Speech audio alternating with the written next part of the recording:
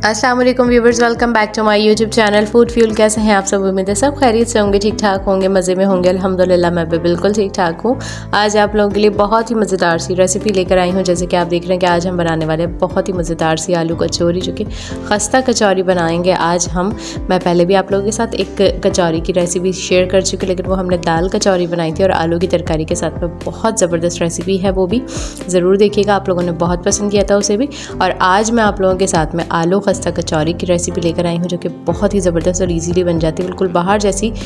Recipe को अंत तक ज़रूर देखिएगा कि हम इतनी मज़ेदार सी खस्ता कचौरी कैसे बनाएंगे। तो यहाँ देख सकते हैं आप इसका लुक। और हम चलते फटाफट से रेसिपी की तरफ। सबसे पहले हमने यहाँ पर मैदा ले लिया है 4 कप, ठीक है। इसमें हम आधा टीस्पून अजवाइन डालेंगे और 1 टीस्पून हम इसमें नमक ऐड करेंगे। और इन दोनों चीज़ों को अच्छे से हम मैदे के साथ में पहले मिक्स कर देंगे। अब यहाँ पर हमने 1 कप कुकिंग ऑयल लेना है, ठीक है। और 1 कप कुकिंग ऑयल हम यहाँ पर मैदे में जो है 4 कप मैदे में 1 कप कुकिंग ऑयल हम इसमें ऐड करेंगे और बहुत अच्छे से हमने मिक्स कर लेना है, ठीक है।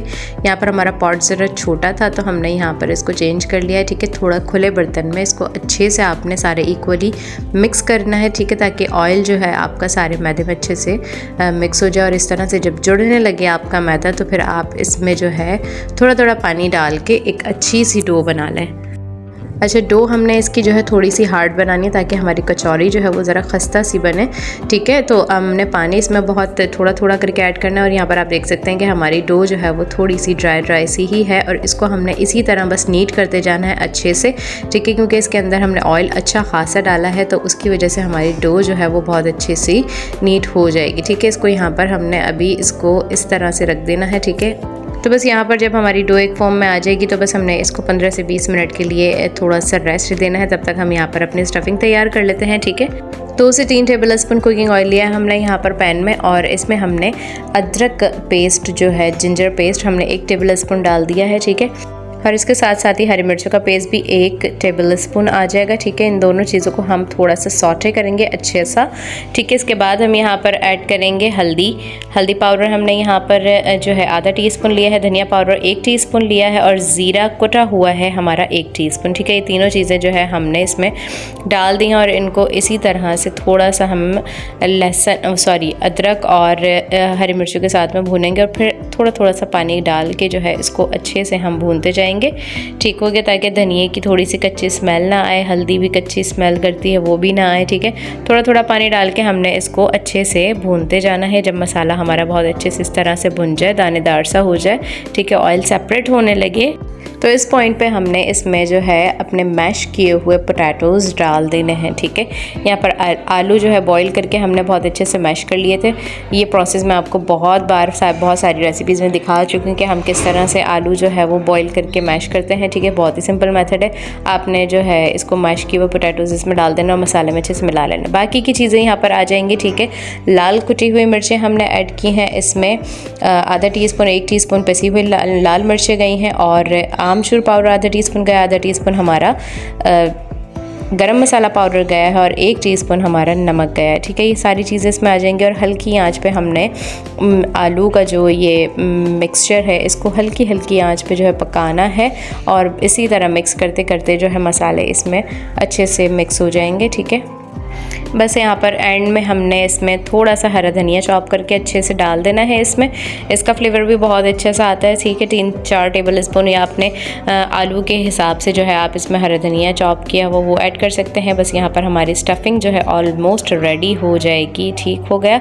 रेसिपी कार्ड एंड में मैं आपको शो कर दूँगी, वहाँ पर सारे इंग्रेडिएंट्स आपको जो है मेंशन कर दिए हैं मैंने, कितना क्या डाला है, सारी चीज़ें मैंने आपको यहाँ बता भी दी हैं। रेसिपी कार्ड से भी देख लीजिएगा। बस यहाँ पर स्टफिंग हमारी तैयार हो गई है। इसको हम ठंडा करने के लिए रख दें साइड पे और डो के तरफ हम वापस लौट आते हैं। इसको हमने दोबारा से इस तरह से थोड़ा सा जो है नीट करना है अच्छे से, ठीक है। अब देखें यहाँ पर कितनी ज़बरदस्त हमारी शाइनी डो हो चुकी है, ठीक हो गया। हमें डो अपनी हार्ड ही रखनी है, इस वजह से हमने इसको दोबारा यहाँ पर इस पॉइंट पे नीट किया है। 2 पार्ट कर लेंगे।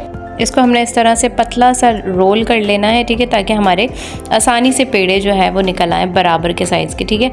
आपको जैसा आसानी हो आप उस तरह से पेड़े निकाल सकते हैं, लेकिन आपको पेड़े इसके छोटे ही बनाने हैं क्योंकि एक जो कचौरी का स्टैंडर्ड साइज़ होता है उस हिसाब से आप पेड़े बना लें, ठीक है। और इसको इस तरह से पेड़े बना के रखते जाना है, कोई जो ड्राई फ्लावर है वो डस्ट नहीं करना और इसको कवर करके रख देंगे, ठीक हो गया, ताकि इसके ऊपर एक जो लेयर आ जाती है वो ड्राईनेस ना हो।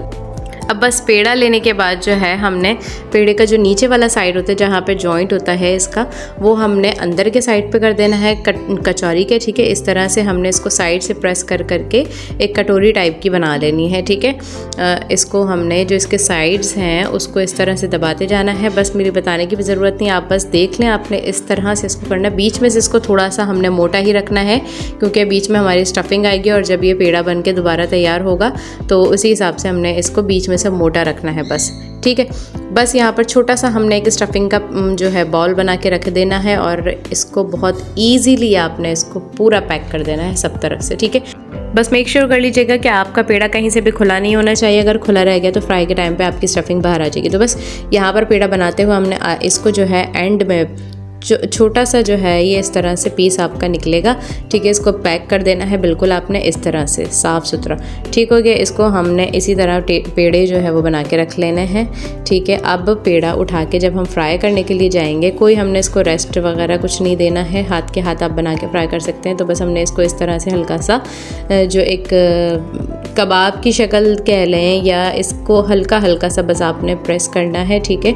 मोटी मोटी ही रहेगी ये कचौरी, बिल्कुल हमने जो दाल कचौरी होती है उसकी तरह बारीक नहीं करना है, इसको हमने थोड़ा मोटा मोटा ही रखना है, इस तरह से बिल्कुल एक कबाब का जो शेप होता है, शामी कबाब जैसे होते हैं उस तरह का रखना है, ठीक है। बस हमने ऑयल जो है वो नॉर्मल सा गर्म कर लेना है, बिल्कुल उसी तरह जैसे हम समोसे वगैरह फ्राई करते हैं। मैंने बार बार आपको समोसे रोल फ्राई करने की तरकीब बताई है कि किस तरह से हम करते हैं, ठीक है। बिल्कुल हल्की आंच पे हमने रखना है। मैं आपको आंच अभी और दिखा देती हूँ यहाँ पर कि बिल्कुल यहाँ डॉट डॉट वाली आपकी आंच होनी चाहिए इस तरह से, ठीक है, ताकि आपके कचौरी पे जो है इस तरह से बबल्स वगैरह ना बने। 3 से 4 मिनट तक, जब तक इसका कलर इस तरह से चेंज ना हो जाए कचौरी का, ऊपर से जो है ये इस तरह से आपको लग रहा होगा कि अब ये कुकिंग प्रोसेस स्टार्ट हो चुका है, इनका ये एक फोम में आ चुके हैं, ठीक है।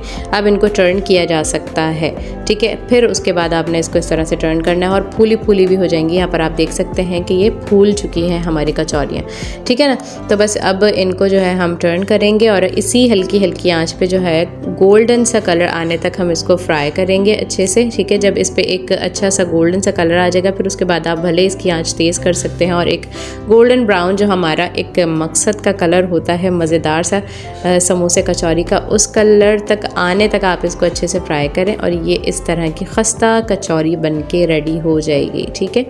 एक तो सबसे मेन प्रोसेस आपका जो है वो डिपेंड करता है आपकी फ्राइंग पे, और दूसरा आपने जो इसमें मैदे में ऑयल डाला है उसकी वजह से ये खस्ता बनती है और इतनी मज़ेदार बनती हैं। और इतनी मज़ेदार आलू स्टफिंग हमने इसमें ऐड की है, उसकी वजह से आपकी कचौरी बहुत कमाल की बनेगी। तो सस्ते में बहुत ही ज़बरदस्त सी कचौरी जो है आप घर में बना सकते हैं और अपने घर वालों को भी खुश कर सकते हैं और ख़ुद भी इंजॉय कर सकते हैं।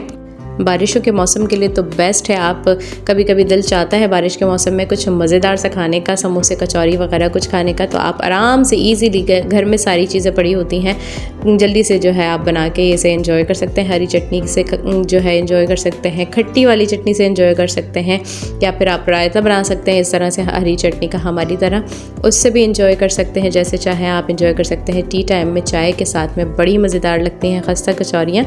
मैं आपको यहाँ पर एक पीस इसको तोड़ दिखाऊंगी कि इसके अंदर से कितनी ज़बरदस्त से लुक है, कितनी ज़बरदस्त हमारी कचौरियाँ बनके तैयार हुई हैं, ताकि आपका भी दिल चाहे और आप भी बनाएं मज़ेदार सी कचौरी। सर्दियों में भी आप टी टाइम में बना सकते हैं, कॉफ़ी के साथ में बहुत अच्छी लगती हैं। जब कोई मेहमान आ जाते हैं तो आप इस तरह की चीज़ें खुद से बना के सर्व करते हैं तो बहुत मज़ा आता है, बहुत अच्छा लगता है। तो ज़रूर ट्राई कीजिएगा मज़ेदार सी रेसिपी। यहाँ इंग्रेडिएंट्स जो है आपको प्रॉपर्ली सारे मिल जाएंगे रेसिपी कार्ड से, ठीक है। यहाँ से स्क्रीनशॉट आप ले सकते हैं। वैसे भी मैंने आपको प्रॉपर्ली सारी चीज़ें बता दी हैं डिटेल्स में, ठीक हो गया। रेसिपी पसंद आई हो तो फटाफट से लाइक कर दीजिएगा और शेयर भी कीजिएगा रेसिपी को, और मुझे कमेंट्स में ज़रूर बताइएगा कि आज की रेसिपी आप लोगों को कैसी लगी। मैं मिलूंगी इंशाल्लाह नेक्स्ट वीडियो में और मज़ेदार सी रेसिपी के साथ। अल्लाह हाफ़िज़।